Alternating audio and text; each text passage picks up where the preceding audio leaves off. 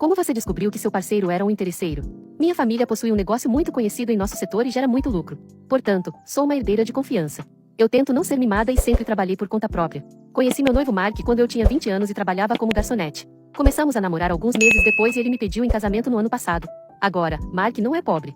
Ele é de classe média alta. E embora ele não tenha dificuldades na vida, ele não tinha muito dinheiro para gastar e vivia de forma muito frugal. Eu achava que ele era um homem honesto porque ele sempre queria pagar suas próprias coisas, recusava férias caras em família quando ainda estávamos namorando e ele cozinhava para mim em vez de sairmos para jantar.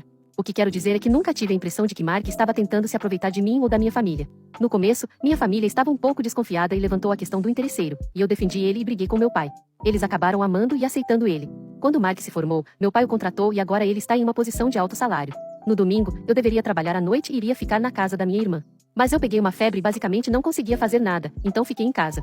Em vez de ficar no nosso quarto, fui para o quarto de hóspedes, que é melhor ventilado, tem uma geladeira pequena e seu próprio banheiro. Mark chegou em casa quando eu estava dormindo profundamente e acordei com vozes altas no nosso jardim. Eu empurrei um pouco as cortinas e vi Mark lá com alguns amigos. Justo quando eu ia dizer oi, percebi que eles estavam falando sobre mim. Seu amigo continuava rindo e chamando Mark de homem. Então eles começaram a rir sobre eu estar disposta a não assinar um acordo pré-nupcial. Então uma das garotas que estava lá disse algo como: Jesus, você vai ganhar uma fortuna. Mark riu e disse: sim, mais 3 anos e estou livre. Nesse momento, senti um enjoo e quis vomitar. Eu continuava ouvindo eles me chamando de Barbie herdeira e coisas do tipo. Eu não sabia o que fazer, então fiquei petrificada na cama e esperei até que as pessoas fossem embora e Mark fosse dormir. Eu mandei uma mensagem para minha irmã e saí escondida para a casa dela no meio da noite e simplesmente desmaiei sem contar nada para ela.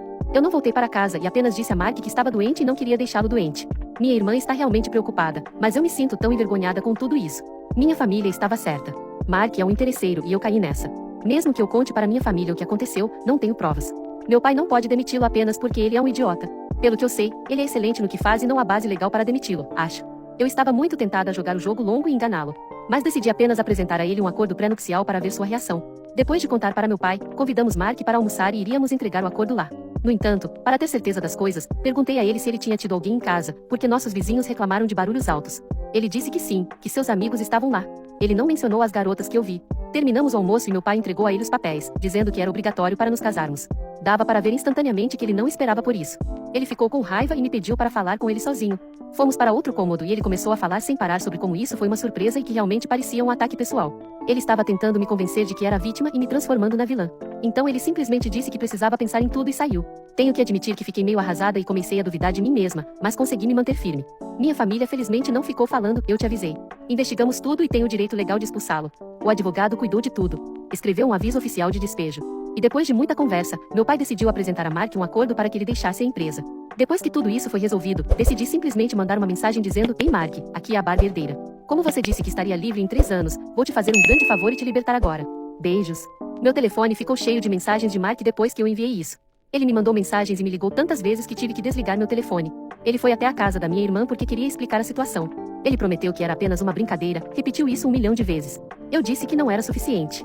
Eles me desrespeitaram na minha própria casa, e eu não queria estar com alguém que me diminui para parecer melhor. Ele implorou e chorou. Ele me pediu para não terminar tudo.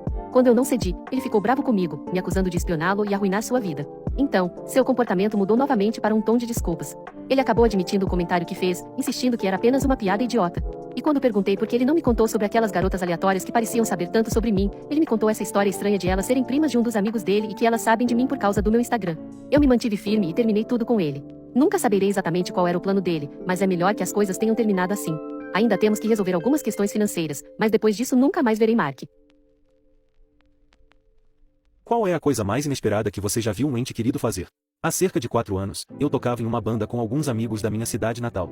Tínhamos um show marcado em Liverpool, no Reino Unido, e cerca de 10 de nós viajamos para lá em alguns carros. Nos apresentamos para uma pequena plateia de cerca de 25 pessoas, mas apesar do tamanho, demos o nosso melhor e nos divertimos muito. Após o show, estávamos todos animados e decidimos explorar Liverpool. Entre nosso grupo estava um amigo a quem chamaremos de Jim, que se considerava um grande conquistador. No entanto, ele não teve muita sorte com as mulheres em Liverpool, o que era motivo de diversão para todos. Apesar de sua noite não ter sido das melhores, Jim manteve o ânimo, tentando iniciar conversas com mulheres, ocasionalmente fazendo graça involuntariamente com os amigos delas. Depois de uma noite de dança e diversão, decidimos pegar algo para comer tarde da noite e depois voltar para o nosso local de acomodação. Um de nossos amigos generosamente nos ofereceu a chance de ficar na casa de estudante dele, uma antiga casa vitoriana convertida que poderia acomodar um grande grupo. Infelizmente, quando chegamos, todos os quartos já estavam ocupados por outros estudantes, exceto um. O único casal entre nós reivindicou o único quarto disponível, deixando o restante de nós com a sala de estar e o corredor para dormir. Di não tinha voltado conosco, então assumimos que ele havia conhecido alguém e decidido passar a noite com ela.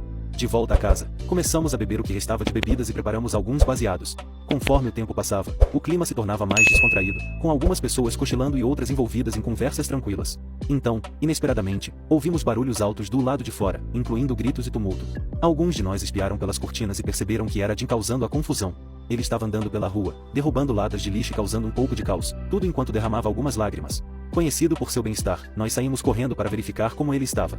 Quando o alcançamos, ele já estava um pouco mais calmo e reclamava de sua falta de sucesso naquela noite. O trouxemos de volta para casa e escolhemos ignorar o tumulto que ele havia causado do lado de fora. Felizmente, não havia mais sofás disponíveis na sala de estar, então Jim não teve escolha a não ser dormir no sofá do corredor.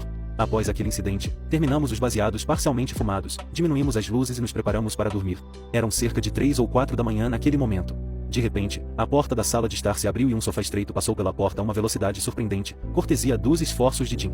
Antes que percebêssemos, um novo sofá estava em destaque na sala, com Jim se acomodando nele. Compartilhamos uma risada constrangedora, mas naquele ponto, não estávamos particularmente surpresos e voltamos a dormir. No entanto, Jim notou um objeto peculiar na sala, um item de brincadeira inflável. Em vez de ignorá-lo, ele começou a interagir com ele de maneira brincalhona, sem levar as coisas muito a sério. Inicialmente, pensamos que ele estava apenas tentando nos fazer rir com suas travessuras. Mas para nossa surpresa, Jim continuou a interagir com o item de forma brincalhona, fazendo perder o ar gradualmente. Conforme ele ia perdendo o ar, ele fazia comentários bem-humorados, mas nada além disso. Enquanto isso, o resto de nós fingia estar dormindo ou realmente estava dormindo, pensando que tudo fazia parte da diversão. Na manhã seguinte, acordei com a suave luz da manhã filtrando pelas cortinas, aquecendo meu rosto. Olhei ao redor do quarto e vi Jim sentado com o item desinflado, que havia sido danificado no processo. Não houve dano real, e todos estavam seguros e sãos. Acabou sendo apenas mais um momento engraçado em